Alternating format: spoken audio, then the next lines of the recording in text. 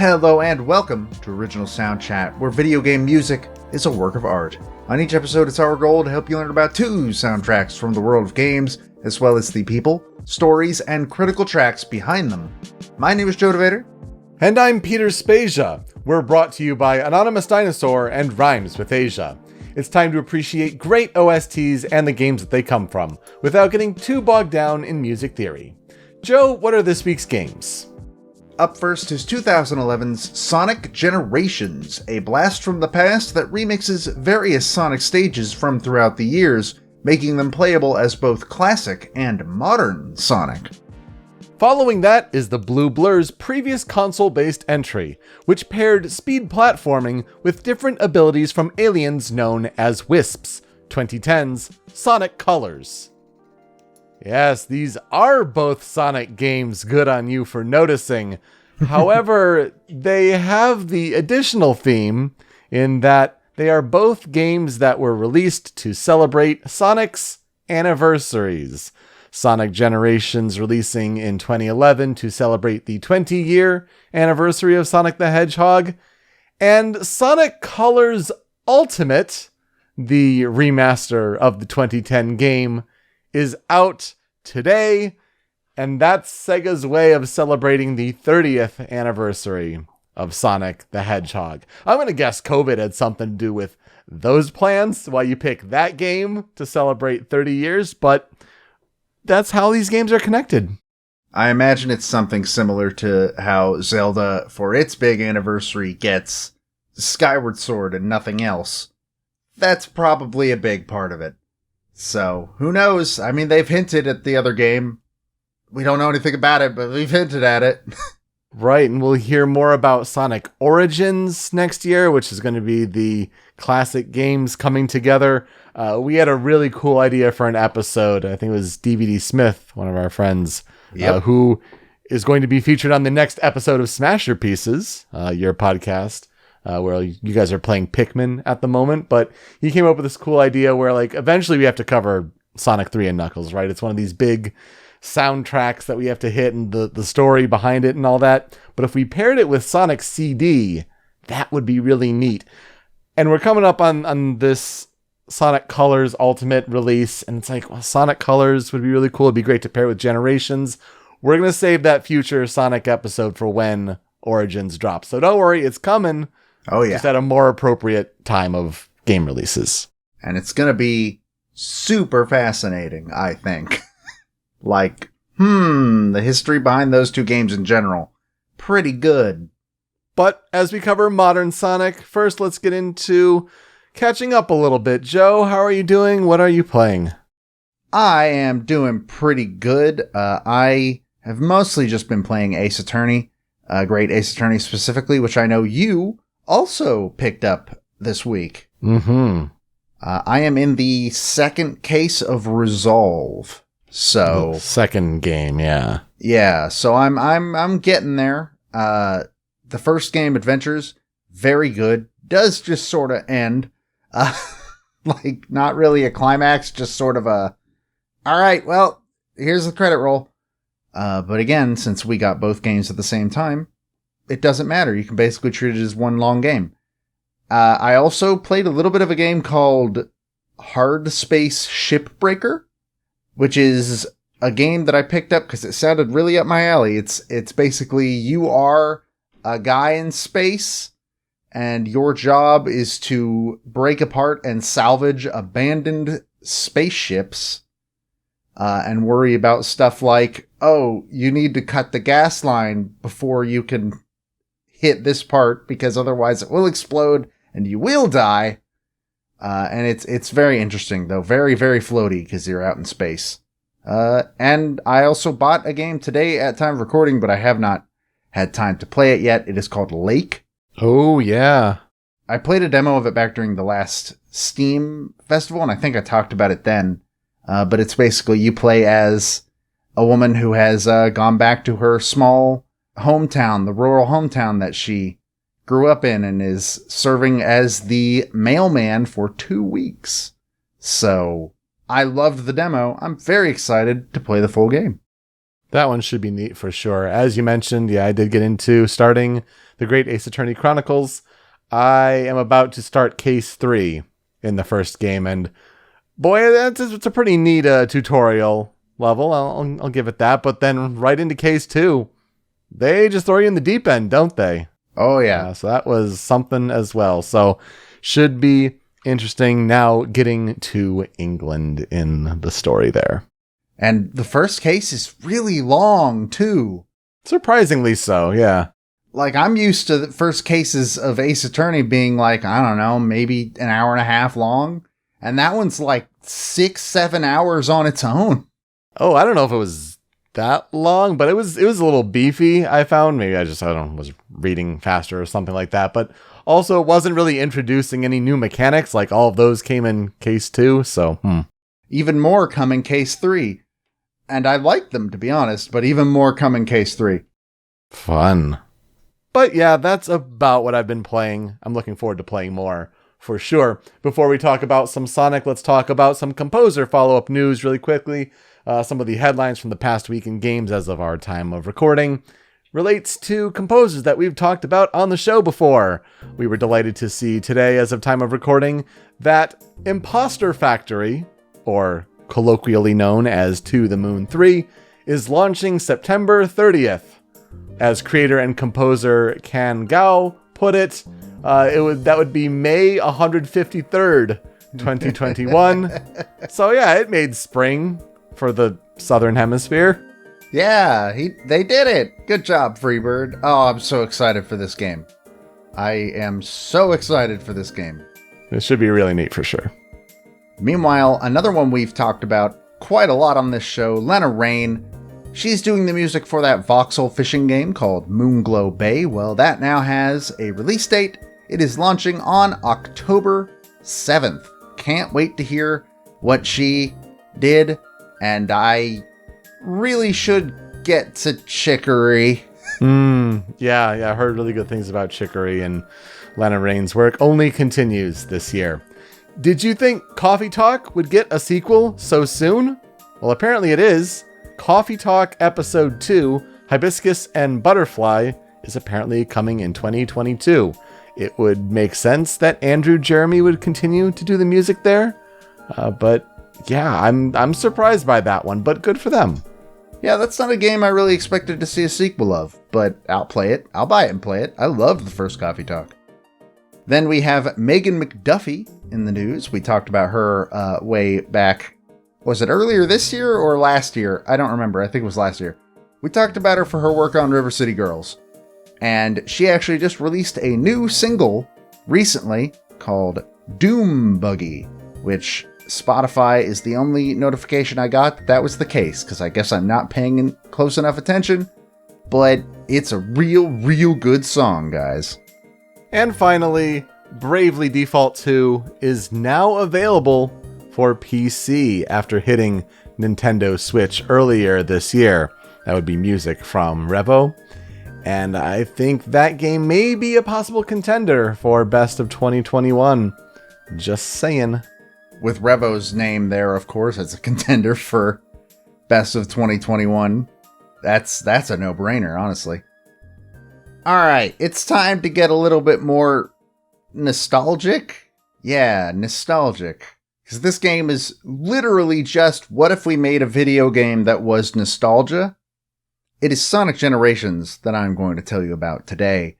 So Sonic Generations was originally released for PlayStation 3 and Xbox 360 on November 1st, 2011 in North America. Australia and Europe would then follow on November 3rd and 4th, respectively. Japan wouldn't see a release until a full month later, which is really weird to me. They got the game on December 1st, 2011.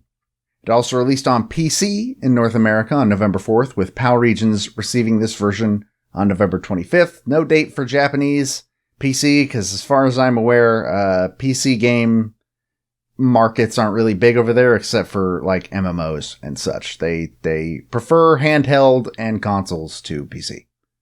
There's also a 3DS version. I forget that exists every time I think about Sonic Generations, but it is there, and it might as well be a different game. It's made up of almost entirely different levels from the console release. It was released in North America on November 22nd, 2011, and then on the 24th and 25th, Australia and Europe would get it, and on December 1st, alongside the console version, Japan would get it then too. It was developed by Sonic Team and published by Sega. The 3DS version was developed by Dimps and also published by Sega. I know, it's a shocker there. And we have talked about a lot of Sonic games in the past. Almost as many as we've talked about Persona games. In fact, it might equal that. We talked about Sonic 2 back in episode 9, Sonic Adventure 2 in episode 17, Sonic 06 in episode 76, Sonic Mania in episode 106, and most recently, we talked about Sonic R in episode 116. Sonic Generations specifically was created to celebrate the 20th anniversary of Sonic the Hedgehog, Sega's flagship character who, let's be real, has had it pretty rough for the past couple decades, to put it mildly. Sonic Generations, I think the easiest way to sort of describe it is it's a collage game. It takes various levels from Sonic's past adventures and remixes them in a couple of different ways.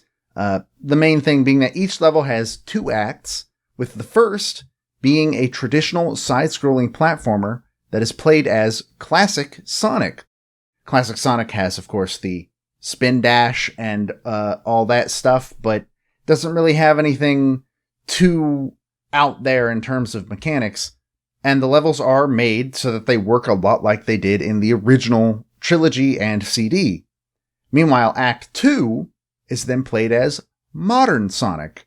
It's a fast-paced 3D platformer, cameras behind Sonic, you've got the boost, you've got the homing attack, you've got all that. And it's a really cool sort of comparison between the two. So, what levels are in this collage game? Well, on the console version, you have Green Hill from Sonic the Hedgehog 1, Chemical Plant from Sonic 2, Sky Sanctuary from Sonic and Knuckles, Speed Highway from Sonic Adventure, City Escape from Sonic Adventure 2, Seaside Hill from Sonic Heroes, Crisis City from Sonic 06, Rooftop Run from Sonic Unleashed, and Planet Wisp from Sonic Colors.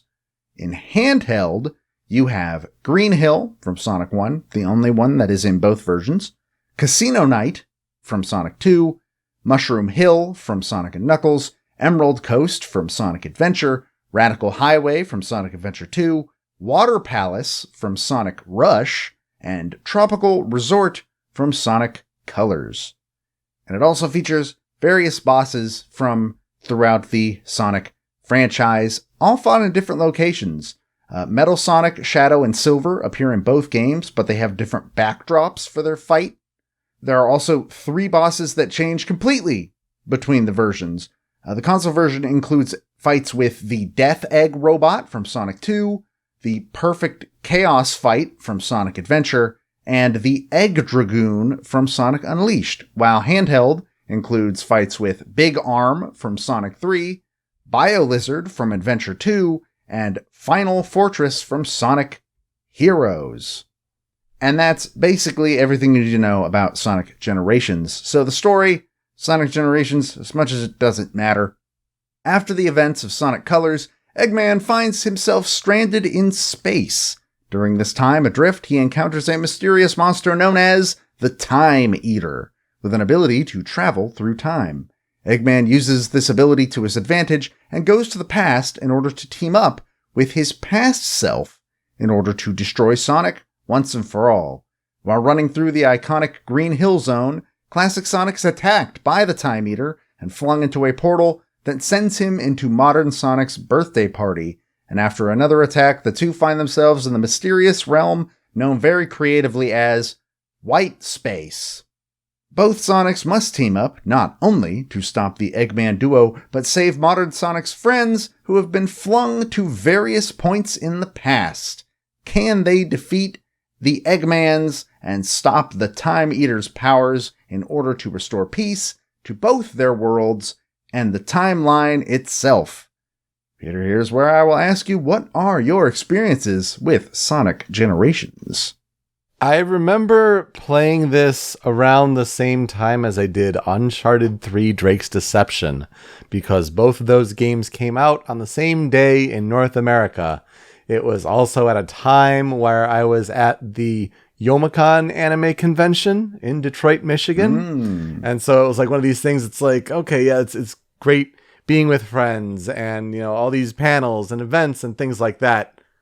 But there's also these games I could be playing. So Sonic Generations, a great time. Not the most difficult game, but it's just a good throwback for Sonic fans. I played specifically on PlayStation 3. So the console version, I think I may have given the 3DS version a try at some point, but was not as taken with that one. So I don't think I even finished it, to be honest. But yeah, it's just a good time. And then I played it again on PC several years later. So I think it's a game I've played fully twice. It's funny you mentioned Youmacon, because the first time I touched Sonic Generations was when I got to my now roommate's house as we were waiting for, I think, his parents to give us a ride to the airport to go to Youmacon for the first time. Mm-hmm. So that was a neat memory that you literally just unearthed. Huh. I love Sonic Generations. It's the only Sonic game I like. I'm very sorry, Sonic fans. I only like Sonic Generations. That's a lie. I like Sonic 2, but only when I have a rewind function. I think Sonic Generations is absolutely fantastic. I am weird in that I really prefer modern Sonic to classic, but I think both are a lot of fun. And it's very interesting that I like this game so much because I don't really have any nostalgia for Sonic. I didn't own any Sega consoles growing up. The only real exposure to Sonic I had was one of my friends was a big fan of Sonic, but I really like this game. I think it's telling, though, that you like this game, though. I mean, especially without that context. I mean, for someone like me who, you know, I think Sonic 2 was the very first game I remember playing at an aunt and uncle's house as like a console game. I, dabbled in educational PC games and whatnot before that, but like Sonic 2 was like video games for me, like my introduction to it. Mm-hmm. But then to continue that on like GameCube collections of the classic games. I think it was the Sonic Mega Collection or something like that. Like that was my Sonic introduction. So I had nostalgia for it and yeah, love it. But I think it's telling that even though you didn't have that, you still really like this game. Yeah, I didn't have that Sonic experience. That was Donkey Kong for me, which is a weird thing to say. And also the fact that I really haven't liked a Sonic game I've played since. I think I've been told that I'd probably really like Colors, and I'll probably give Ultimate a shot at some point. But if even I like this game, except for the final boss, every time I replay this game, I don't fight the final boss. The Time Eater fight is one of the worst boss fights I've ever played in a video game. It's terrible, and I refuse to go back. I don't remember why it's terrible, because I've never fought it except for that one time. And see here, I didn't think it was terrible, and I don't remember what would have been terrible about it. It's not that memorable, to be honest. Yeah, and that might be what it was. I think it was something to do with, like, it's vague. I don't really know what I'm supposed to be doing, etc., that kind of thing. But the rest of the game, absolutely fantastic. Let's talk about how it came into this world. So, Sonic Generations actually began development after the completion of 2008's Sonic Unleashed, which means that it would have been in development alongside Sonic Colors. Correct. Which is kind of interesting. With the team deciding the idea they wanted to do for Sonic's 20th anniversary was this kind of game, basically. Specifically, Takashi Iizuka, the game's producer, wanted a game that shined a spotlight on the best parts of the franchise's history, aka, please sweep the rest of it under the rug. And also, he wanted it to have more replay value than your typical Sonic title. And I think one of the ways they did that is there is a linear path through the game, but there is straight up just a stage select. And you can play any level anytime you want. After you've unlocked them, of course. So they also made the decision very early on to develop for HD consoles, so PlayStation 3 and Xbox 360, because they wanted to remaster the old levels to look the best they possibly could. And then the 3DS version was brought up, and originally it was planned to just be a full port of the console version. Oh no. For obvious reasons, that didn't happen. And it was changed to be its own thing. The official reason they gave was that they wanted to honor Sonic's handheld legacy. But if that was the case, they should have included things from Sonic Advance. Yeah, I was talking to Matt about this before we recorded, and he was under the impression that there was stuff from Sonic Advance in that game, and I had to inform him that Rush and probably the 3DS version of Colors were the only real handheld games that were represented in the whole 3DS version. So that's a bald-faced lie, Izuka. I'll have to correct you and actually say the DS version of Sonic Colors. Why did I think it was the 3DS? I don't know. Huh. Interesting. But yeah, there was a bald-faced lie, Sega. You're not... No, it wasn't because you wanted to honor the handheld legacy. It's because the game couldn't run on a 3DS. And there was also a Wii version in consideration at some point, but it was scrapped due to hardware limitations because it was the Wii. And it was nowhere near the PS3 or the Xbox 360. Just wasn't going to happen. So Generations is actually built on the Hedgehog engine, which was originally developed and used to create Sonic Unleashed, which I found very interesting because people do talk up the daytime stages of Sonic Unleashed as being the good part of Sonic Unleashed, and we don't talk about the other half. And they kind of wanted to not use assets from previous projects as much as they possibly could. If they were going to remake these levels, from what I gathered in the ways that this was worded, basically they wanted to do them all from the ground up so that it didn't look sort of cheap or something along those lines. As for the game's levels, those were actually picked via a survey amongst Sega staff to determine which levels from across the franchise were the most popular. Izuka says that the most challenging part of development was taking the modern Sonic stages, so basically everything from Adventure onward, and creating them in 2D, because most of those levels were made to have sort of gimmicks and made events that are kind of reliant on it being 3D. For instance, I imagine this conversation was had a lot about the truck in City Escape, which I think they did fine putting that in Classic Sonic, but they did as well as they could.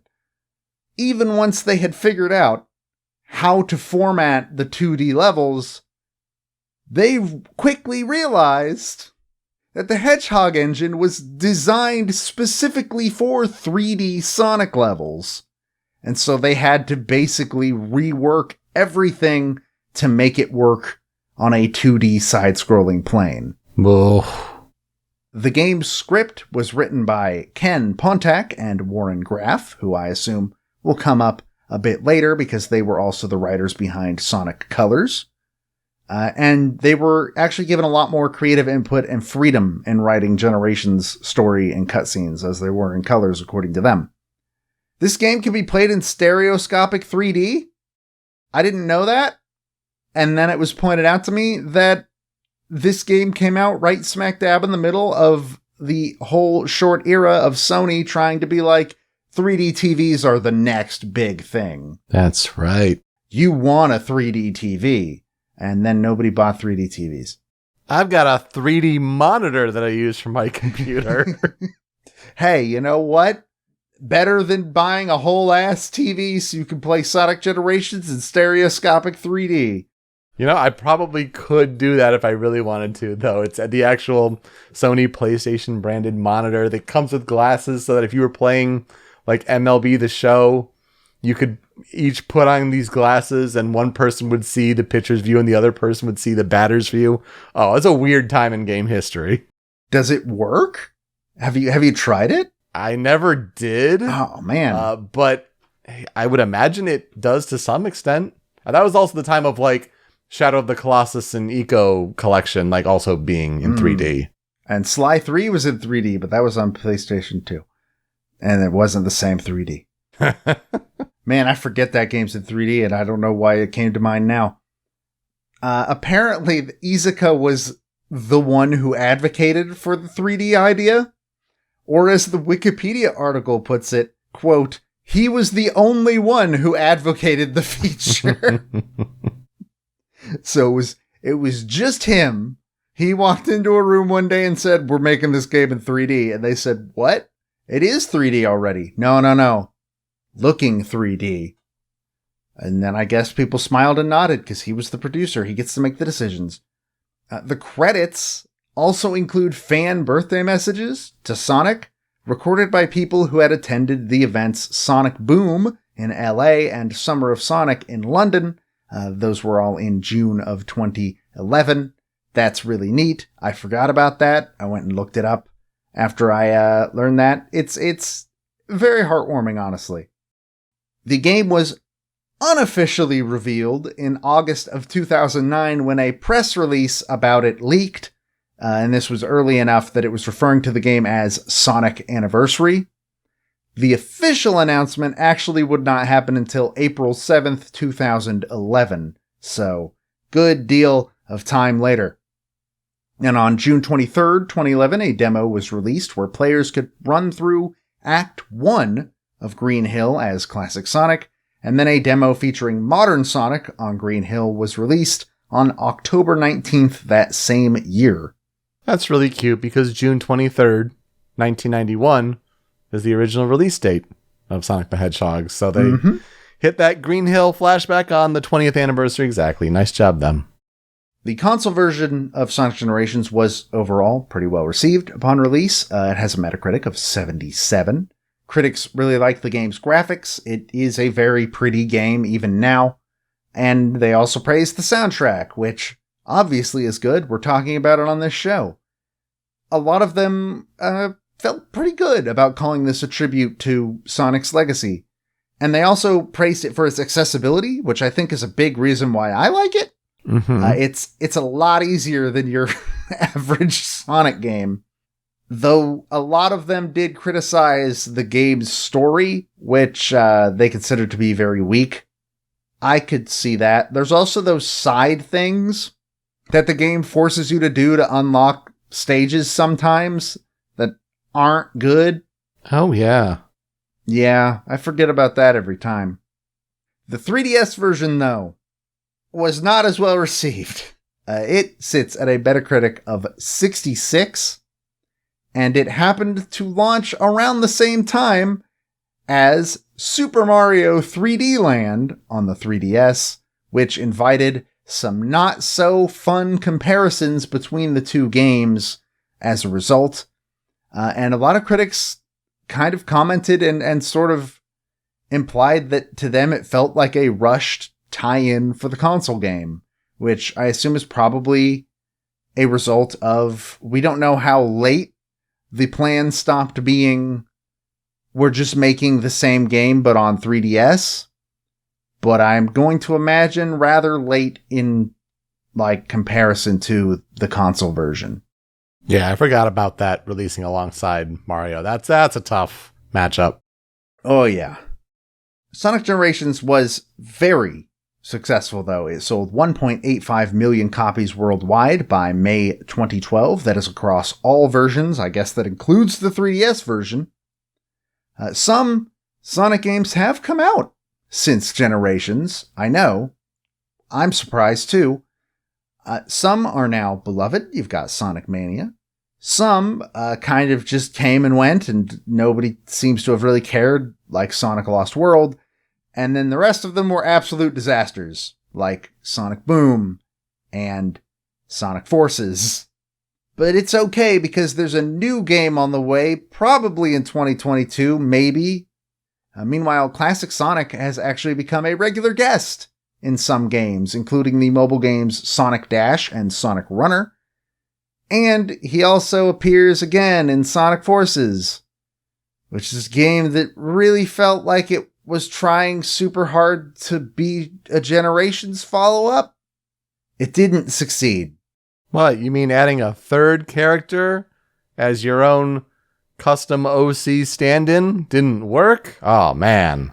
Yeah, I watched Ben play that game as Garfield, and I'm all good now.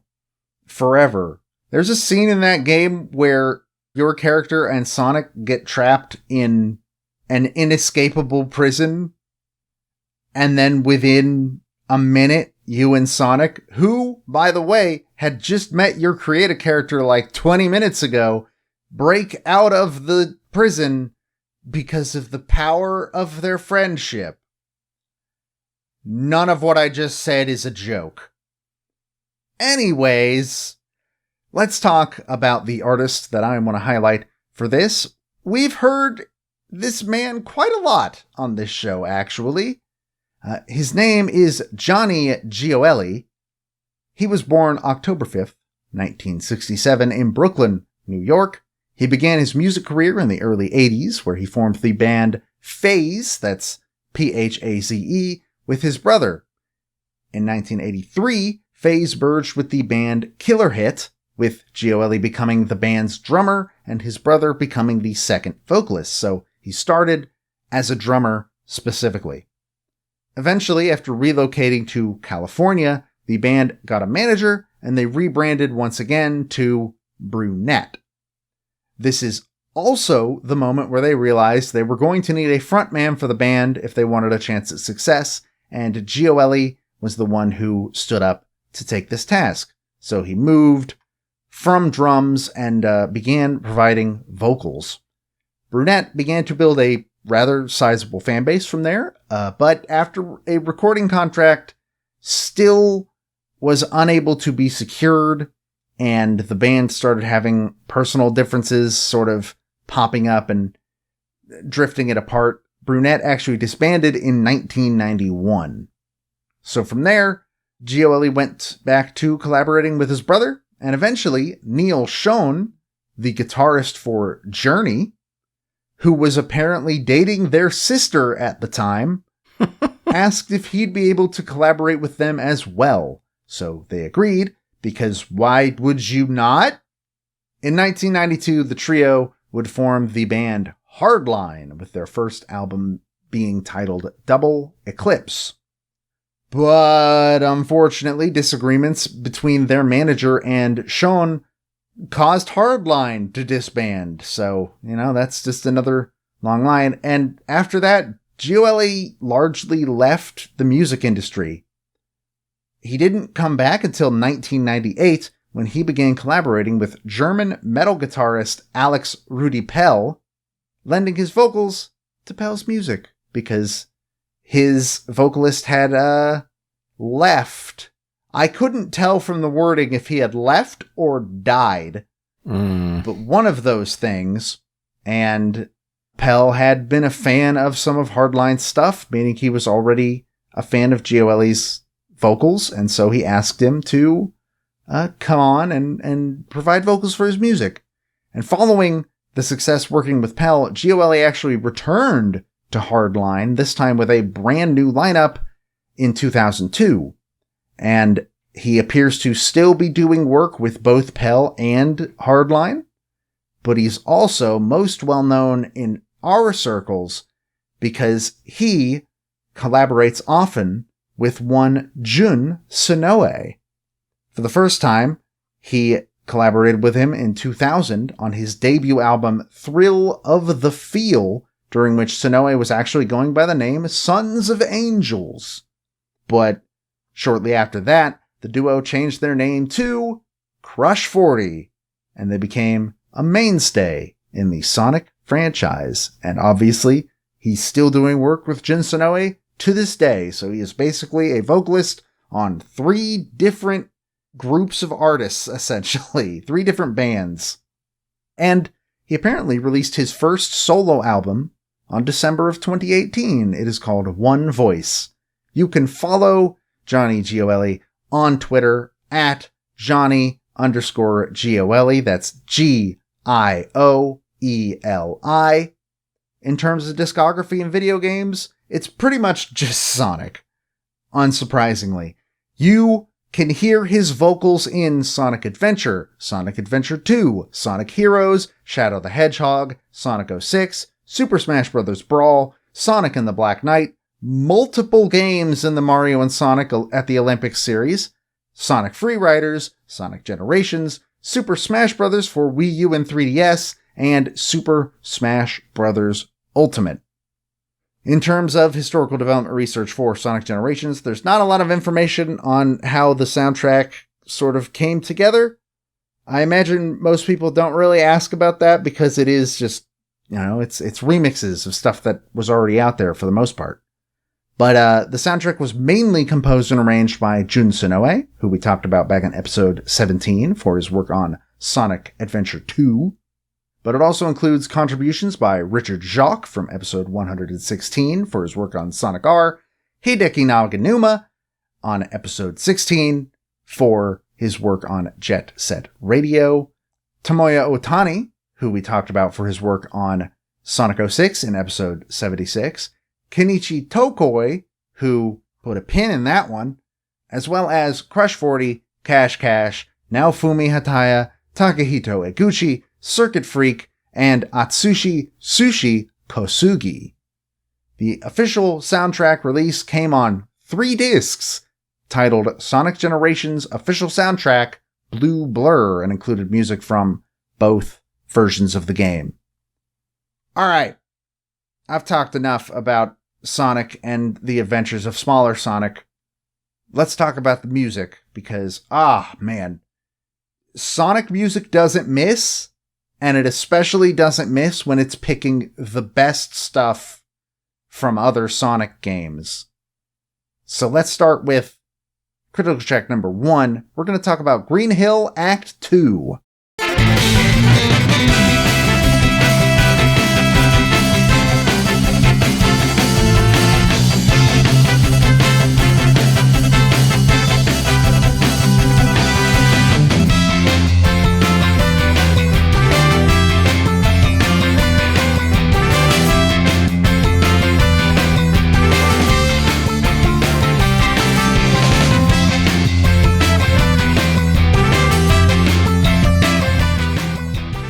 Obviously, this had to be number 1, right? And Classic is basically just a re-instrumented version of the original song, just pretty much 1-to-1. But this is the modern version of Green Hill, where you're playing as modern Sonic, and it is super cool. I really like the brass. I think the brass in this song is a lot of fun. This is a classic Sonic song. It's a classic Sonic level.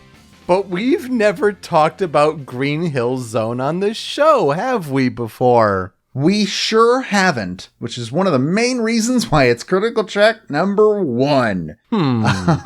It's the most iconic song to come out of Sonic ever, or at least that is what Sega wants me to believe, because it's in everything. Green Hill is the one they shove into anything Sonic-shaped every time they have the opportunity. It's the Brawl stage. It's the one that's not a terrible Smash stage, even though it's also still pretty not good. And this music is a big part of it. It was originally composed by Masato Nakamura, but this version was remixed by Jun Sonoe, and it, of course, originated from 1991's Sonic the Hedgehog. And again, just a classic song. First level from the first game. If you get the Act 1 version, it's a little more closer in line with that original sound and vision. Mm-hmm. But it's really neat to hear a Jun Sonoe touch on a classic piece like this, and it really brings all the energy like you would expect to have modern Sonic explore this world in 3D. It's a really, really great adaptation of that classic melody into this kind of sound. It's very interesting because I think the music from the first 3 levels in classic mode are like, they're very close to the originals, which is why I specifically picked Act 2, because it's a new take, sort of, and it's just really good. But get that out of here. Who cares? Throw it in the trash. We're going to talk about the best song in the game. It's Critical Track number 2. It's Stardust Speedway.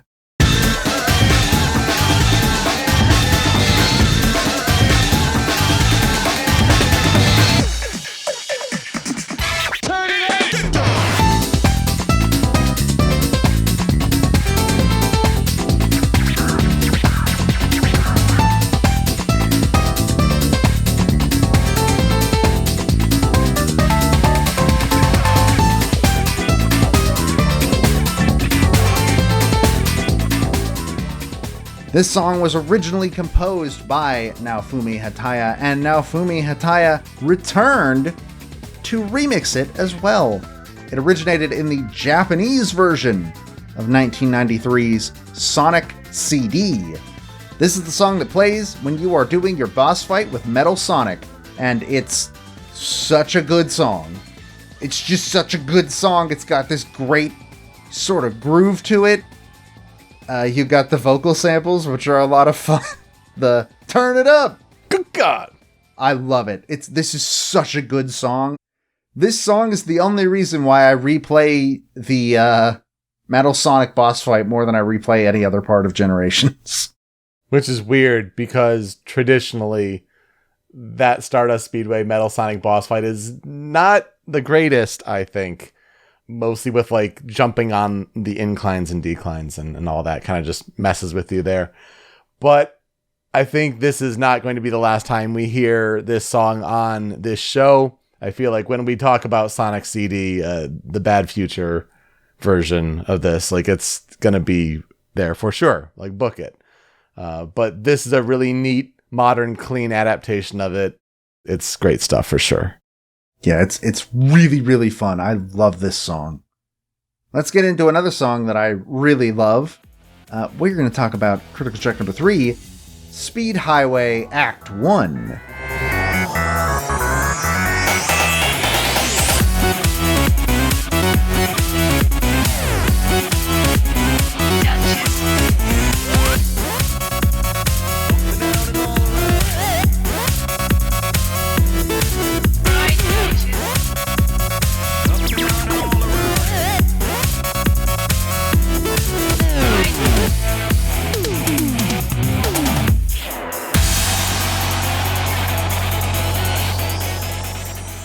This song was originally composed by Jun Sonoe, but this version was remixed by Cash Cash, who is an electronic music trio that we will probably hear a little bit more about later on in this episode.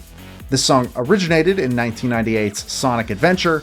I specifically chose the Act 1 version, the classic version, because they're very, very similar, but classic just sort of takes the bass drum and it's just like, nah, we're going loud with this, baby.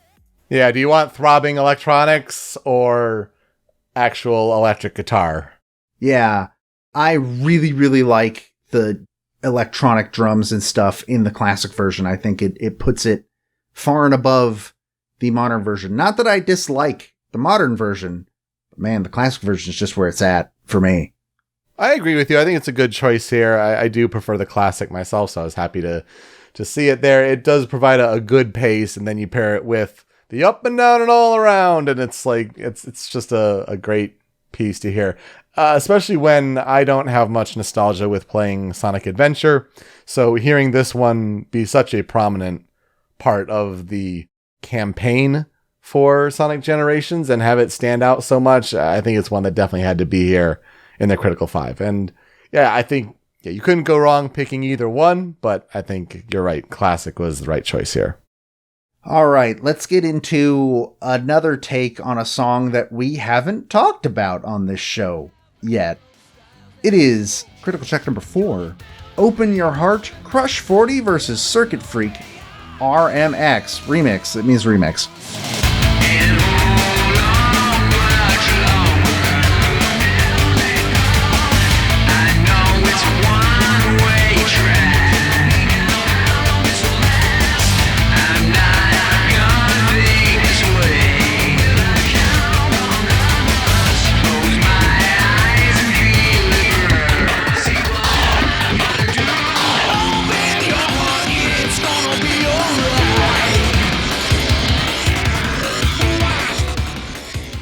The song was originally composed by Jun Sonoe and Kenichi Tokoi, featuring vocals by Johnny Gioeli. And this was remixed by Circuit Freak. This one also originated in 1998's Sonic Adventure. It plays during your battle with Perfect Chaos, where you will not hear the full song in-game, ever. Unless you were really bad at fighting Perfect Chaos, and even then, you won't hear the full song. You'll be dead. It's such a travesty. So, having watched the original Sonic Adventure a couple months ago, it's still pretty bad there, because basically, you do the 3 hits, and then the song changes away from Open Your Heart, and to a song that's boring and stupid and bad. And it's made even worse in Generations, because it's not 2 phases. It's the first 2 hits are Open Your Heart, and then the 3rd phase is the bad song. Which sucks, because I like this version of Open Your Heart a lot. I think the original's still better, but I don't know, I really kind of dig like some of the post-processing on some of the vocals in this version. I don't know, it's great. Yeah, I don't think I would have put this in a critical 5, so it's interesting that you have such an attachment for it. I agree that the original is better. It is definitely interesting how they process this one up and kind of amp up some of the drums and the bass and just kind of make it sound heavier and thicker. But yeah, if I had to pick a song from a boss fight in this game, it probably either would have been All Hail Shadow, which was just a direct lift from Shadow the Hedgehog, or the take that they did on the Silver boss battle, which was also neat. But I mean, this is also a good one to include, but not one I would have necessarily picked. It's neat though, and you got to mix in Johnny Gioeli for sure. Mm-hmm. And in terms of boss songs, it was either going to be this or it was going to be the Generations version of For True Story, which I do actually prefer to the original. But it's, again, like, got to throw Johnny Gioeli somewhere in there, and I think this song still rips, so yeah. And let's have a completely different tone from that, with probably my second favorite, sometimes favorite song in the entire game. It is Critical Track number 5, Rooftop Run Act 2.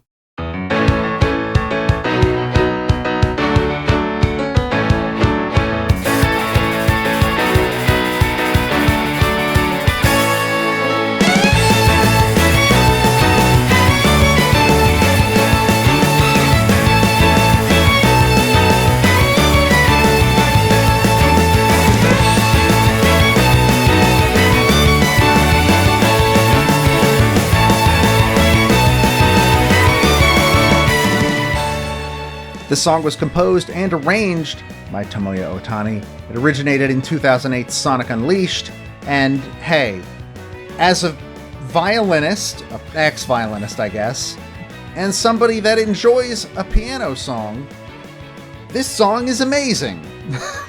Like, just straight up, it's amazing. The classic version puts a lot more emphasis on the piano, and I think that's also pretty cool, but I don't know, nothing can really match this version's. I adore this song so much. I think it is the standout piece in the whole game, to be honest.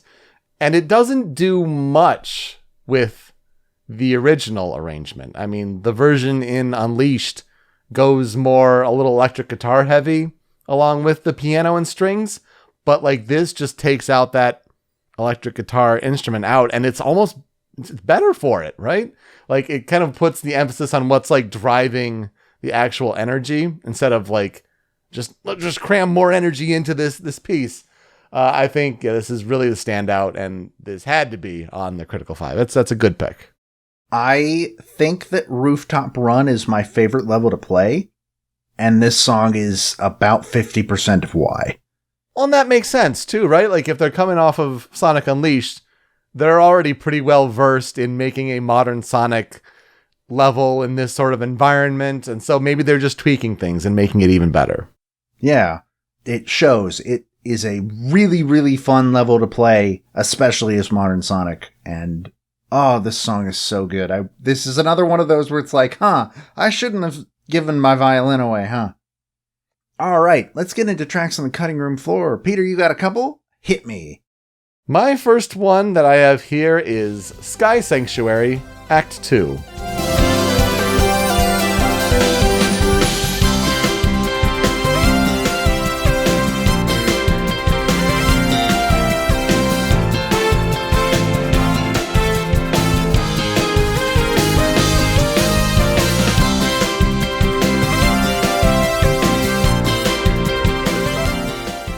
The credits on the Blue Blur OST album have the Sky Sanctuary songs credited as composed by Sega, because it's part of the Sonic and Knuckles Sonic 3 mess. So Sega it is, but then it is remixed by Jun Senoue, and it did originate in 1994's Sonic and Knuckles.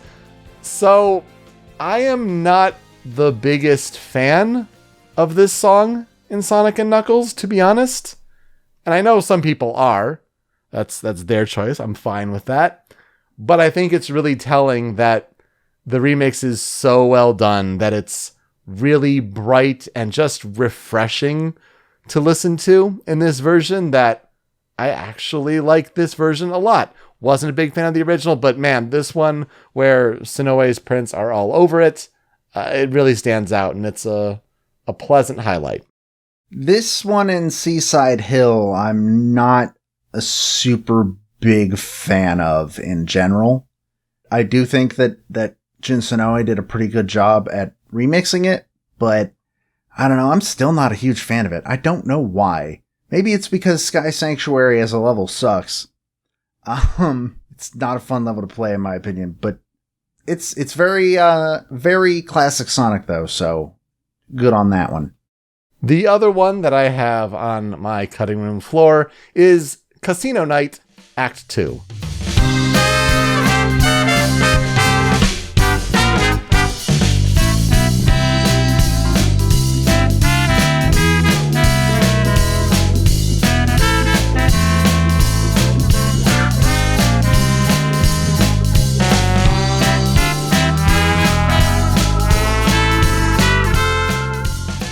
So when I think of this, I think of the DLC that Sega added to this game in the console version, where they added Casino Night Zone, and one of them was like a pinball version. It was really weird, but I would imagine that this song also takes place when Casino Night is part of the 3DS version of the game, so you get a little bit of both there. It counts, right? The original song composed by Masato Nakamura and remixed by Jun Senoue and Atsushi Sushi Kosugi. It does originate in 1992's Sonic the Hedgehog 2, and for this song to be one of my first experiences with jazz in video game music, I love this modern version in particular because it is bringing real life instrument performance to that. In fact, the second half of the piece, where it's just these musicians like solo riffing, it's the coolest thing. Like, they're no longer, stuck to the main melody, like the underscore is still going, right?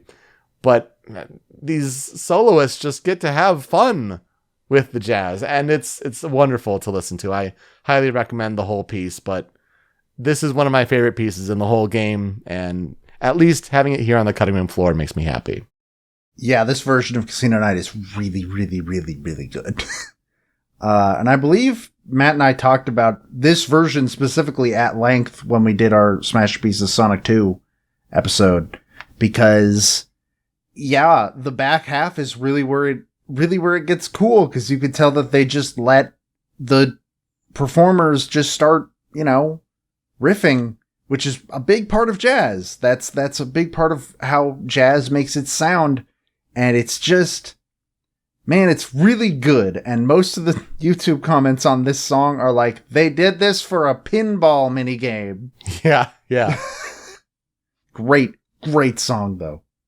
I have two on the cutting room floor. They're mostly here for me because these are songs from games we have talked about, on which these two tracks were on the Critical 5 for both of these games. We're going to start with my first track on the cutting room floor. It is Chemical Plant Act 1.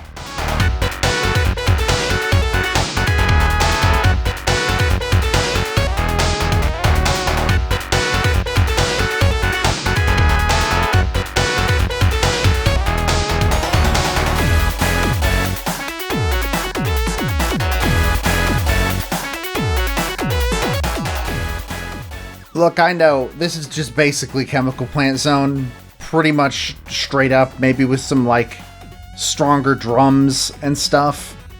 It was originally composed by Masato Nakamura, remixed by Naofumi Hataya, and it was originated in 1992's Sonic 2. It is still my favorite song in the entirety of the Sonic franchise, because Chemical Plant is awesome. Everything about the instrumentation in this version is great. And look, if Chemical Plant shows up in a game, I'm going to talk about it. That's just an immutable truth about life. Chemical Plant's an all-timer. It was going to be here one way or the other. I do like what they did with the Act 2 modern take on it, but there is something unmessable about the original classic. I think the modern version is good, but I don't think it's as good. It's the main reason why I went with Act 1, and also why it's on the cutting room floor and not the Critical 5. The modern version that I really like, another song we've talked about on this show before, is my second track on the cutting room floor. It is Crisis City Act 2.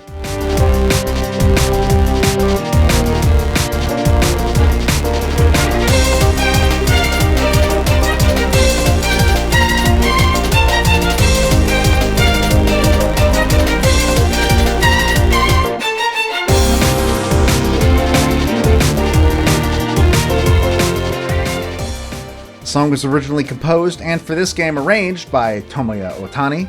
It originated in 2006's Sonic the Hedgehog, and another one where it's like, oh man, the violins are so good. I think this version kicks the entire butt of the original version of the song. No contest for me. It totally does, right? I remember when we were picking out songs for Sonic the Hedgehog 2006, and Crisis City, like you hear it and it's like, oh yeah, you kind of hear the foundations of what it was, but I mean, I picked that thinking of the Generations version in my mind, and it's like it's good, but the Generations version is incredible. The orchestration, the full sound of it. You have a little bit of swell of emotion listening to it. At least I do. Like, it's just an incredible take on it. It's this really sort of tense and exciting piece. And again, second one today where I'm going to say, man, this makes me wish I did not give away my violin. It's a really, really good song. So what will I never forget about Sonic Generations? I have two things. One, again, it's basically the only Sonic game I really, really, really like. I'm just not that big on Sonic games. That's a me thing. That's not really a take on the game's qualities, though I could definitely give a lot of those for some of them.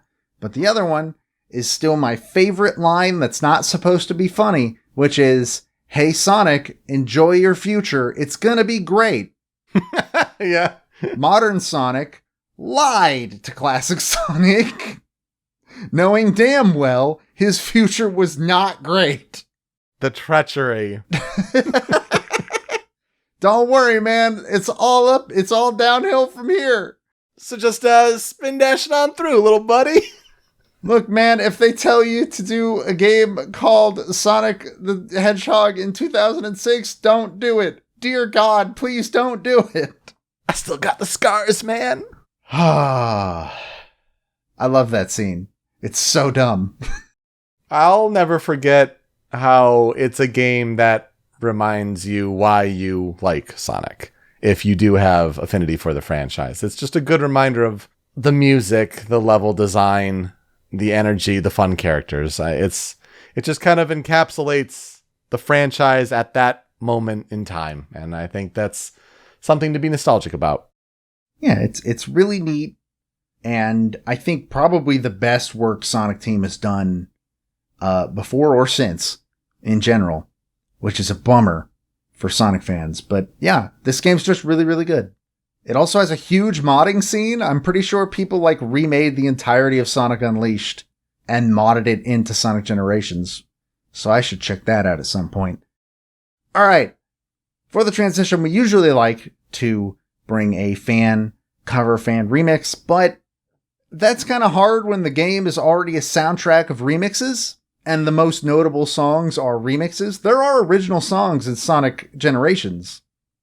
Notice we didn't talk about any of them. Yeah, nothing too special about the Time Eater final boss fight. Yeah. So I decided that I was going to grab a remix of another song we have talked about on this show that I just think is really, really good. It is a remix of Supersonic Racing, which was, of course, composed by Richard Jacques, remixed by Cash Cash, and it originated in 1997's Sonic R. It's Supersonic Racing, Cash Cash remix. I absolutely adore it. It only plays during, like, some of the side things. Oh well. Please enjoy. We'll be right back. Everybody supersonic racing. Gotta keep your feet right on the ground. When you're supersonic racing, there's no time to look around. When you're supersonic racing, running to the point of no return. Everybody supersonic racing. So we are going to take a step back about a year in the Sonic franchise from this generation's game. And Joe, you mentioned a couple times Sonic Colors. Well, let me tell you about Sonic Colors, because it is relevant to talk about this game. As of release date here with this episode, you have this ultimate version. The remastered version comes out. So I think it's fitting to talk about, at the time, what's a good Sonic game before Generations, which is better that you could say for most of the franchise for the last several years previously. So yeah. Let's get into it. Sonic Colors. There are Wii and DS versions of this game. I know, that's a weird one. DS, huh? Really. The Wii version was more of the modern take on Sonic, especially after Sonic Team was coming off of 2008's Sonic Unleashed. Joe, do you happen to know what the Japanese title of Sonic Unleashed is? I don't, actually. The game is known there as Sonic World Adventure.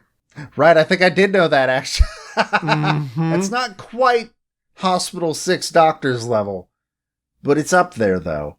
It's pretty interesting because it's kind of like trying to be a Sonic adventure game, and he's going around different points of the world and all that.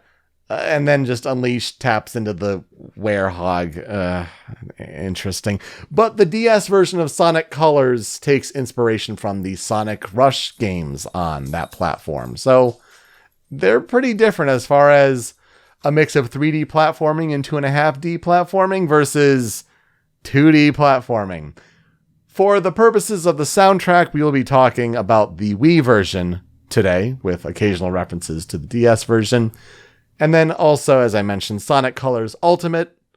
That's going to be what's out today. So, Sonic Colors released on November 11th, 2010 in Europe, November 16th, 2010 in North America, and the 18th in Japan. Sonic Colors Ultimate out today on PS4, Xbox One, Switch, and PC. If you're trying to play this game, if it interests you, that's probably the best place to play it. Reviews are coming out. They seem about the same, so it seems like it's a pretty comparable experience. If anything, this new remaster not only looks better, runs better, 60 frames per second, but also adds a little bit more content. If you're curious, check it out. The Wii game was originally developed by Sonic Team, and the DS version developed by Dimps. So, yeah, pretty similar to what would follow with Sonic Generations the year after, and both published by Sega. Sonic Colors is a high-speed platforming game. It's primarily in third person with this modern Sonic design that Joe was talking about, just this previous segment, but then sometimes the camera changes perspective to more of a 2.5D, 2D side-scrolling look. Sonic does what he does. He'll collect rings and defeat enemies to ultimately stop the evil Dr. Eggman, but this time he'll have help with special abilities from aliens called Wisps. And there are 8 Wisps in the Wii game. There's your normal white Wisp, which contributes to a speed boost meter. There's Cyan Laser, which gives Sonic the ability to become a laser that can bounce off solid surfaces to change the laser's path and to travel through power lines. There's Yellow Drill, where you can drill through soft ground and water. Orange Rocket allows Sonic to blast upward to tremendous heights. Pink Spikes will bond Sonic to walls and ceilings, and you can perform a spin dash on there to gain velocity and to destroy objects. There's Green Hover, where Sonic can hover and perform dashes across lines of rings. Blue Cube turns blue blocks into blue rings and vice versa. You kind of see a little more of the level design there a little more clearly. And then finally there's Purple Frenzy, where Sonic turns into a berserker that chomps through anything in its path, increasing in size as it continues to eat. Now, the DS version includes 2 additional Wisps. These would be Red Burst, where you burst in midair and you can activate certain objects such as a hot air balloon, a Ferris wheel, or popcorn cannons. And there's also Violet Void, where you float and you can suck up nearby objects and grow bigger in the process.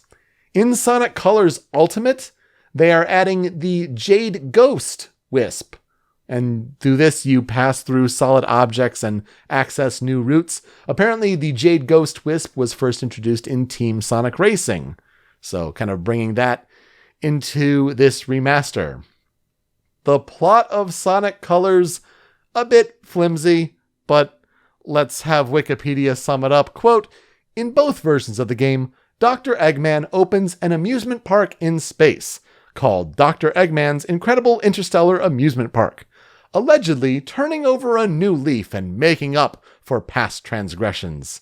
The park is made up of several planet-sized attractions. Sonic the Hedgehog and his friend Tails investigate, as they are suspicious. They meet Yacker, who comes from a species of aliens known as Wisps. After Tails invents a translator to communicate with him, they learn that other Wisps have been enslaved by Eggman, who plans to harness their energy for a mind control laser that will allow him to take over Earth. The gist of it is, can Sonic rescue the Wisps and put a stop to Dr. Eggman's plans? So, Joe, here's where I'll ask you, what are our experiences with Sonic Colors? I have vivid memories of, owning a copy, but I don't know if I ever played it, and I don't know where it ended up. I know pretty much nothing about Sonic Colors. I don't feel confident enough to say that I have even touched it or even know what it's about. I knew about the Wisps, that's mostly because, Sonic Generations, it shows up in the Planet Wisp stage. But yeah, that's pretty much it. For me, Sonic Unleashed on the Wii had kind of poisoned that well a little bit, and I wasn't really interested in Colors at the time. Mm-hmm. Yeah, I can see that. For me, I remember playing this game, at least the demo of it, on the E3 2010 show floor. That was one of the games I got to try, and that was a neat experience. And so when it came to Wii later that year in 2010, I remember sitting down with my friend Scott, and we burned through that game in 4 to 5 hours. Never touched it since. It's a good fun time, but I don't ever really see myself going back to play it.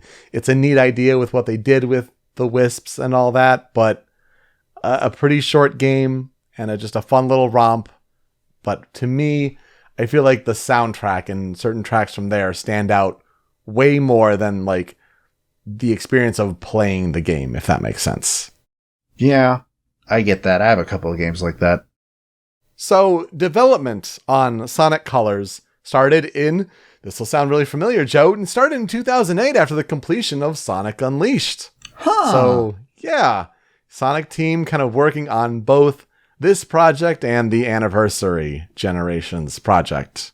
It's funny that they decided to do that when 2 years earlier, that's what made Sonic 06 happen, but alright. Yeah, no, that's a really good point. So for this game, especially then to be on Wii as opposed to the PlayStation 3 and Xbox 360, the core aspects of Unleashed's daytime stages were kept as the foundation of what modern Sonic gameplay should be. It worked, especially with a Wii version of that game, so let's kind of keep that in place. But the team took fan feedback in a variety of ways. First of all, you have to realize that in 2009 on Wii, Sonic and the Black Knight came out. And so this was kind of a putting a foot in the ground, or at least the start of that was saying, we're going to stop the Sonic Storybook series, which started with 2007 Sonic and the Secret Rings, and then 2009's Sonic and the Black Knight. There were always rumors of maybe there'd be a third game. Could it take place with Greek mythology? No, this was kind of like starting to put the foot down on that. They also decided to make Sonic the only playable character.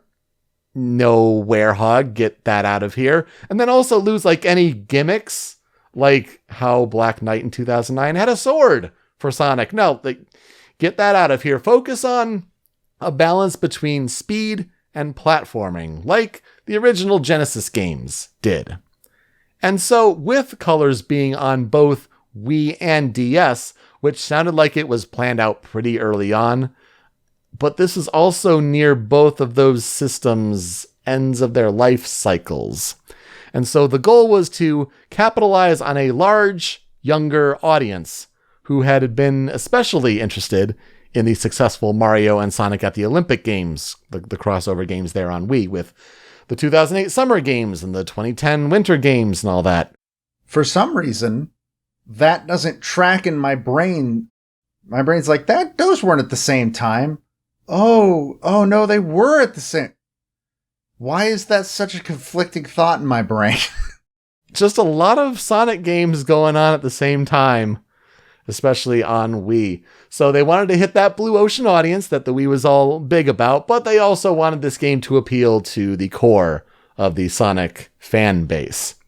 And so one of the first ideas that they had for a setting was an amusement park, which makes me think of the terrible last level in Sonic Unleashed being Eggman Land. I wonder if they were coming off a little too fresh off of that, but okay, fine. And then they thought a terrestrial theme park like Disneyland would be too small to contain Sonic's adventures. Okay, all right, easy there. So we went to space. And then they wanted something else to mix up the gameplay, but not slow it down. And so if we're in space, aliens! These creatures called Wisps were created, and they have different effects, and that was how it was all born and mixed in. Sonic Colors was one of the first games to feature the voice actor Roger Craig Smith as the voice of Sonic the Hedgehog.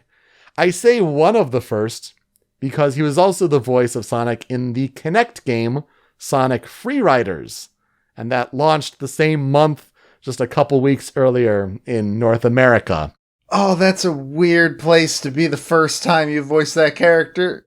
Yeah, not a great game, but honestly, one of the better Sonic voices, and honestly good that he's continuing to seeming to voice the character in the games.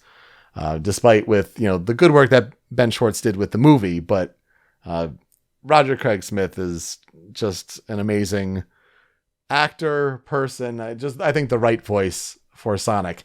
He is also the announcer for activating the Wisp powers, and also for the aerial trick combos that Sonic can do. From good, great, awesome, outstanding, amazing! So, a good voice to have just across your game in general. Sonic Colors was revealed in a blog post on May 26th, 2010, and it would show up at the E3 2010 show floor a couple weeks later for industry folk to demo and try out. And then it would launch on time. Didn't seem to get delayed or anything like that. But in anticipation of the game's release, and along with Sonic 4 Episode 1, which was also in 2010, boy, they were busy at the time. We mentioned on a previous episode with Sonic 06 how Sega had delisted multiple Sonic games with sub-average Metacritic scores, took them off of their digital release, Xbox Live Arcade, PlayStation Network releases to increase the value of the brand. Because we all know that if you delist a game, that means people stop talking about it. That's how it's always worked, right? What do they call that? The Sonic effect? No. I think you got the right starting letter, yeah. We'll come back to this. I wonder. So when we talk about Sonic Colors Ultimate, this was developed by Blind Squirrel Games. It's a great developer name. And we mentioned it at the top of the show, but this is how the franchise is recognizing the series' 30th anniversary. Sega also mentioned how they chose to remaster Colors due to the increase of younger fans since the release of the Sonic games Mania, Forces, and Team Sonic Racing, along with the 2020 Sonic film. So they're still chasing that younger audience 11 years later. Sonic Colors did decently well in terms of reviews, had a Metacritic average of 78 on Wii and 79 on DS. Critics praised the game's graphics, audio, soundtrack, gameplay, and replay value, with many considering it a return to form for the series, which you have to remember was plagued by Sonic 06, Secret Rings, Unleashed, Black Knight. It had some rough years, so for Colors to be pretty good, that was an accomplishment. And then Generations the next year would follow it up. However, some criticized its lack of difficulty and the flimsy Eggman's Sonic Simulator co-op multiplayer mode, which was weird and oddly enough the only way to collect the Chaos Emeralds in that game. I didn't know there was co-op. I didn't know there was multiplayer. What? Yeah, it was a weird standalone separate mode that was how you'd get the Chaos Emeralds to unlock Super Sonic in the game. Okay, that's weird. It sold decently well, though, 2.18 million copies as of March 2011, but didn't do well enough to get any awards or anything like that, or at least none mentioned or highlighted out there. Wisps would be featured in future Sonic games, though, including Generations, as you mentioned, Lost World, Forces, and Team Sonic Racing, and levels from Sonic Colors would be featured the following year in Sonic Generations, with Planet Wisp on consoles and Tropical Resort on 3DS. The soundtrack for Sonic Colors is a whole who's who of Sonic composers at the time, and some of these we've mentioned on the show before, but let's talk about one we haven't, and this is Kenichi Tokoi. Kenichi Tokoi was born on July 13th, 1969, in Tochigi, Japan. On his VGMDB profile, he had an alias of Dr. Pris listed, Pris. I wonder if that's from the times of the 90s and kind of hiding your identity. He took piano lessons at the age of 3, and then also was in a brass band in school. He was inspired by Yellow Magic Orchestra, which is a band we haven't mentioned in a while, but it's seemingly a common influence for Japanese musicians at the time. Yeah, that name seems to come up quite often. Yeah. And so Tokoi was inspired by YMO to get into playing the synthesizer. He tried recording and composing on his own during his time at university. And so he worked through different jobs, even being a salaryman, before finding an ad for game creator, sound creator recruitment in his favorite gaming magazine. He joined Sega in 1996 and has seemingly been with them ever since. How does he come up with his melodies? Apparently he says he does it through humming first and kind of going from there. His favorite food and drink is yogurt and coffee. He snowboards and he likes to travel as a hobby. Doesn't seem to be on social media though, so that was about as much as I could find on Kenichi Tokoi. He has done a lot of work on Sonic games throughout the years, doing composing work for Adventure, Adventure 2, Sonic Battle, Sonic Advance 3, Shadow the Hedgehog, Riders, Sonic and the Secret Rings, where it was his first sound director role, Riders Zero Gravity, Unleashed, Sonic and the Black Knight, Colors, Generations, Forces, and Team Sonic Racing. Other Sega games he worked on include Daytona USA Championship Circuit Edition, that was his first project at Sega, Space Channel 5, as well as Space Channel 5 Part 2, Phantasy Star Online Episode 3, Episode 4, Universe, Portable 2, and Phantasy Star Online 2, Knight's Journey of Dreams. He contributed music to Ryuga Gotoku 4 and 6, so Yakuza 4 and 6, as well as Dengenki Bunko Fighting Climax. A lot of those are names that we'll probably end up getting to at some point, like Space Channel 5 and Knights and stuff like that. Mm-hmm. Yeah, some good Sega soundtracks there for sure. So Kenichi Tokoi was the sound producer on this game, so it was kind of his overall vision trying to put everything together here, with composers including Tomoya Otani, Fumie Kumatani, Mariko Nanba, Naofumi Hataya, and Hideaki Kobayashi, as well as some music from Kenichi Tokoi himself. And the score was written to be more energetic than previous entries in the series to match the fantastical theme park setting. It's interesting to listen to the tracks on the Sonic Colors OST because it breaks each of the main level tracks down to Act 1, Act 2, and Act 3 for each of like the 6th worlds and then the bonus 7th world. And so even though each world has like 6 levels before the boss level, you kind of have these 3 different variations of the main theme of the world. And so Act 1 is generally this standard peppy action. Act 2 sounds a little more subdued. You'll have some instruments removed. It's a little more chill. And then Act 3 kind of borrows elements of both. And then it kind of mixes these tracks in what fits among the 6 levels in the world. So the in-game music is performed by the Amsterdam Session Orchestra. The soundtrack was released as Vivid Sound X Hybrid Colors, so a unique name for the soundtrack, like Blue Blur was for Sonic Generations. And then apparently the soundtrack for the Ultimate version of Sonic Colors, which again, a big plug out now as you're listening to this episode, it's supposedly fully re-recorded and remixed.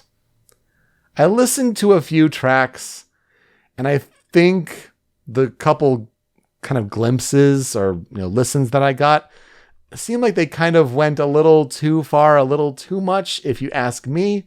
But maybe that's my nostalgia for the original tracks here.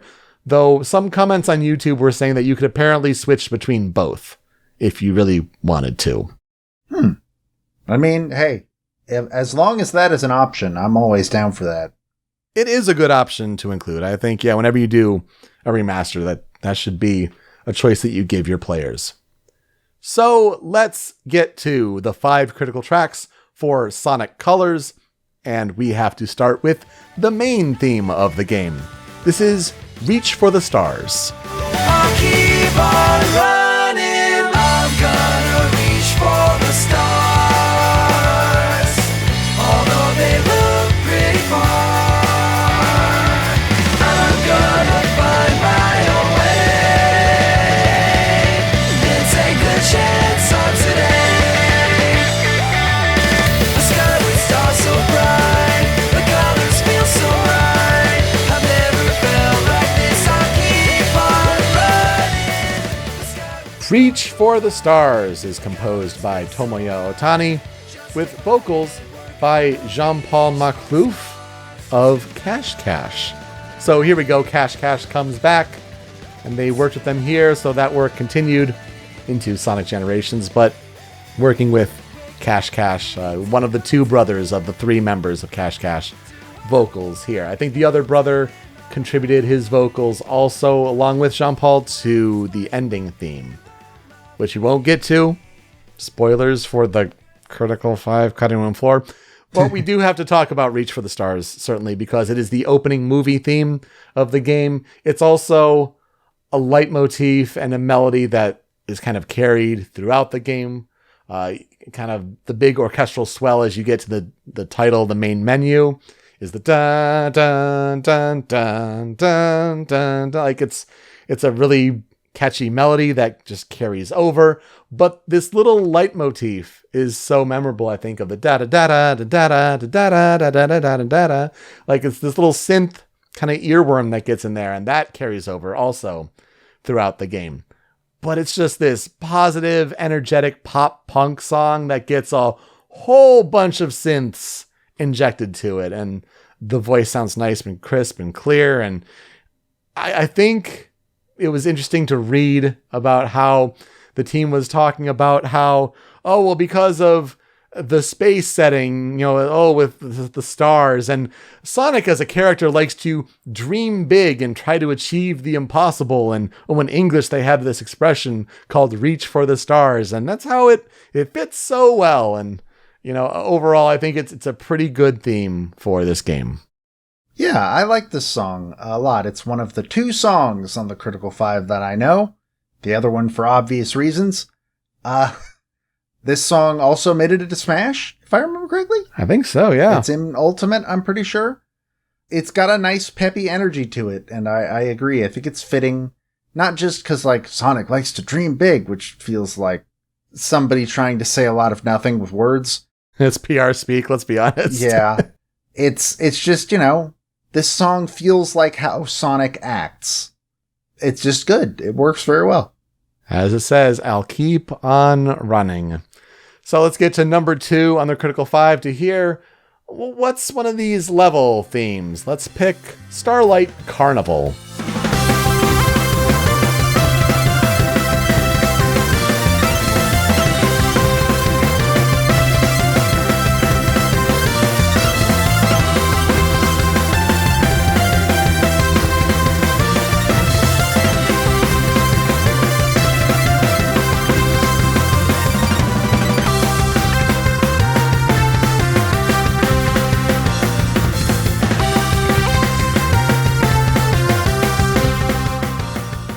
This one is also composed by Tomoya Otani, and Starlight Carnival is World 3. It's kind of described as a space armada set in the darkness of space, illuminated by the glowing neon lights that cover everything in sight. Sonic's kind of running on this track that appears under him as this kind of neon light. It's just a gorgeous, very flashy series of levels, and you're just kind of dazzled by the visuals and complemented by great game music. It's a very bright and peppy piece here, this Act 1 take on it. And of course, a lot of synth work, as kind of seems to be the flair with this game, but a really simple melody. Simple and catchy and really good to listen to. I feel like this is the most traditionally classic Sonic piece here on the soundtrack, and I feel like it works to great effect. Like, it feels like a Sonic level should, with all these elements coming together. Yeah, this song hearing it kind of just feels like, I could hear this having been in Adventure, maybe, or maybe Adventure 2, I don't know. But this sounds, I think you're right, this is very traditional Sonic. The percussion definitely gets in there. Yeah, it's good, but I think I like the next one better overall. Oh, me too, and it's not even close. So let's get into it. Number 3 on the Critical 5. This one is Planet Wisp, Act 1.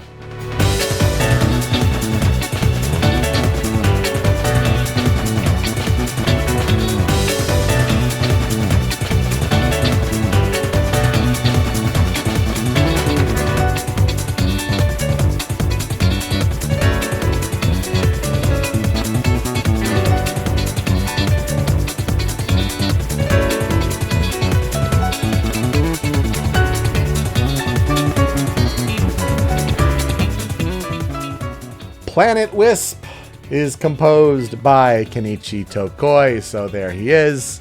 He's putting his composing stamp on it. And Planet Wisp is World 4. It's the home planet of the Wisps, as you might guess. And it's filled with very prominent alien vegetation with a beautiful Earth-like sky, but due to Eggman and his machinations, machinery has taken over at least half the planet, and there are lakes of purple toxic waste that can be seen taking over the once clear waters. It is an incredible piece, this one. I also really like Act 2 and Act 3, but Planet Wisp Act 1 is my favorite piece on the whole soundtrack. I think this combo of piano and strings just works so well, and then you get the frenetic percussion coming in and an amazingly funky bass line. I feel like it is the standout track from the game for sure, and I appreciate you not highlighting this piece in Sonic Generations because obviously this is going to be discussed in Sonic Colors. Yeah, that's basically the reason it's not on Critical 5 or Cutting Room Floor. And I think this is one of the few songs in Generations that I like the original version better. Because this song is really, really cool. And I mean, come on. Piano, strings. It ain't hard to realize why I like that. Because if I remember correctly, both versions of this song in Generations kind of just goes a little bit heavier into electronic sort of side. And I think that this sort of airy violin, strings, piano, all that, I think it fits better with the idea that you are like on a planet where you can see vegetation and such. I don't know. That's the read I get. I feel like it accomplishes the same thing here by doing more with less than what Rooftop Run did in Generations. Yeah, that's a good comparison. But let's go into something that's actually kind of leaning into that hard guitar edge to it. This is number 4 on the Critical 5. It's Terminal Velocity, Act 1.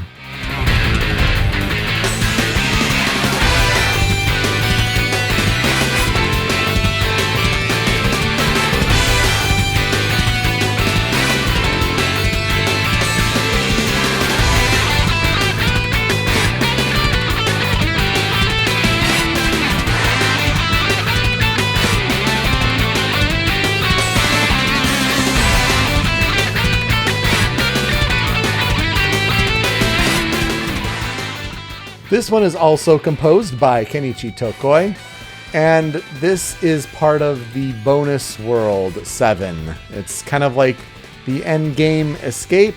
It only has like 3 levels in it instead of 6, and it's part of a haywire space speedway that takes place on the Space Elevator, a transportation tower connecting Sonic's homeworld to Dr. Eggman's amusement park with extreme acceleration and velocity. I think it is weird that I do not remember this music in the game. Obviously it happened, but I feel like I was kind of at the end of a long play session and I was just trying to push through and get in and not pay as much attention. But I mean, listening to the track on its own, man, it rules. I feel like this really intense energy as you're kind of racing down the end game here, and you get the brass pumping in with this percussion pace at it, and then you throw in the guitar solos. Oh my goodness, yes, sign me up for all of it. This one is so cool. It gives the vibe to me that like I'd expect from an opening level in like a Dreamcast era Sonic game. I don't know if that's like the best way to describe it. And obviously it's a lot more tense than like say Emerald Coast or whatever it's called in Sonic Adventure 1. The one with the orca. Mm-hmm. But that's kind of the vibe I get from this. So it's weird to hear that it is an end game sort of thing. Yeah, I feel like with the brass and the guitar, it's kind of leaning into like more of like the Jun Senoue kind of sound as opposed to like the other kind of energy that they wanted to go with for this kind of amusement park vibe, if you will. It's an interesting comparison. But to wrap things up for the Critical 5, I do have to pick this one. This is versus Nega Wisp Armor Phase 2.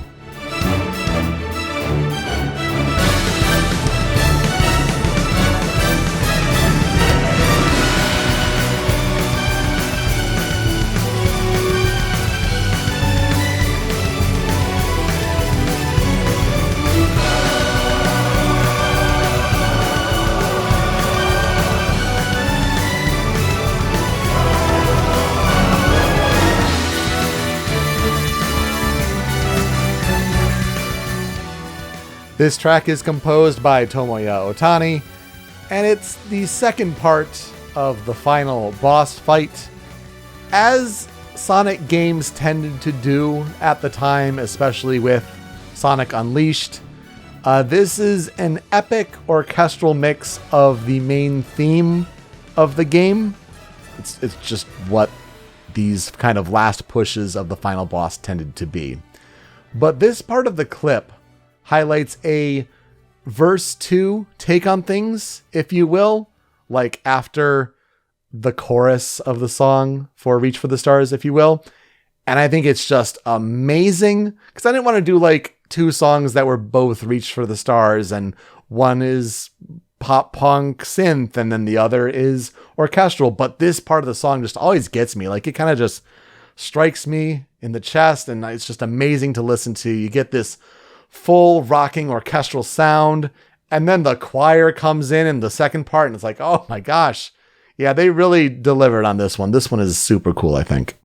So I understand the logic of like, oh, I don't want it to just be two versions of Reach for the Stars, but I have kind of a weak spot for when they take a song that seems like it should not be translated well into an orchestrated piece, like Reach for the Stars, and then it just gets spun into this really, really good orchestral suite almost. Like the example I'd put this against is like Face My Fears from Kingdom Hearts 3. Sure. And its orchestral version, which doesn't sound like it should work, but it works really well. And that's why this one catches my ear so well. I love it when that gets to happen and works out in a way that's completely unexpected. It is a special game music moment that I feel like it's one thing to just listen to the two back to back, but then when the moment happens in the game, it's special for sure. I have a couple tracks on the cutting room floor, and these are some other Act 1 world themes. So this first one is Tropical Resort, Act 1.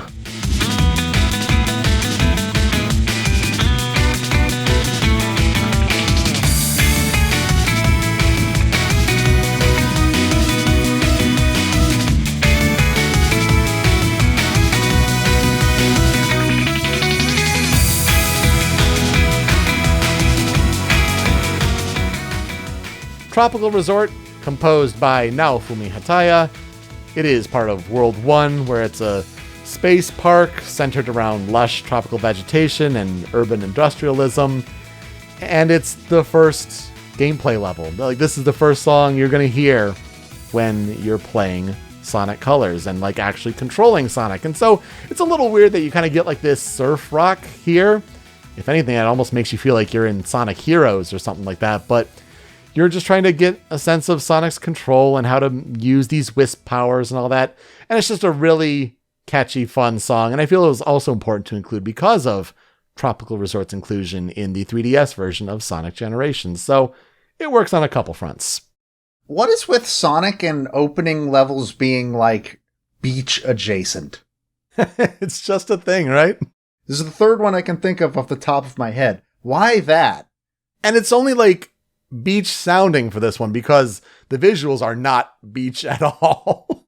Oh, well, I assumed they were because of the surf rock stuff. I'm just saying, for a character that can't swim, Sonic sure spends a lot of time adjacent to the ocean. Yeah, it's like a dark sort of background, but like it has some vegetation and like buildings and neon lights and all that. Like, it's certainly no start of Sonic Adventure or a Seaside Hill sort of vibe. Like, not that at all. But yeah, you'd think so with the surf rock. I don't know. It's a fun listen, but I don't know if it's the best pairing. The other one is actually, I think, a really good pairing, if we're being honest. This other one here on the cutting room floor for me is Aquarium Park, Act 1.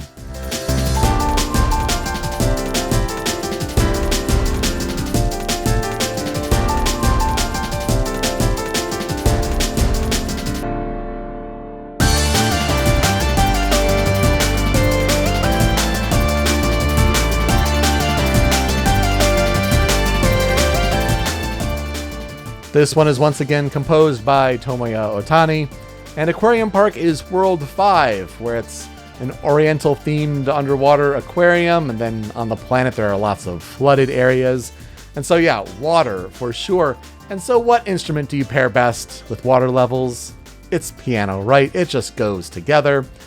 The clip here shows the loop back to the main melody of the clip, where the synth comes in strongly and kind of infuses the melody into it.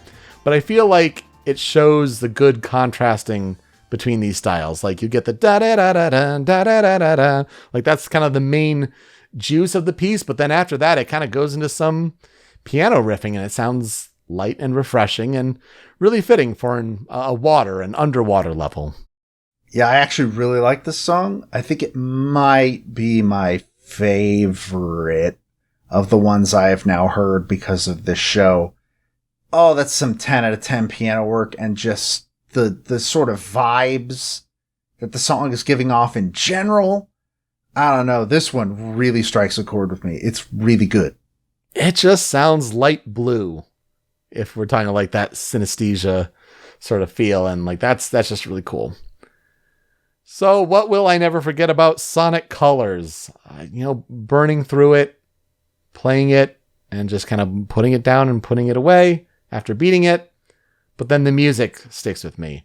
I always think of Planet Wisp with this game, and that song is magical. And so that's the track in particular I will never forget. I will probably play Ultimate at some point.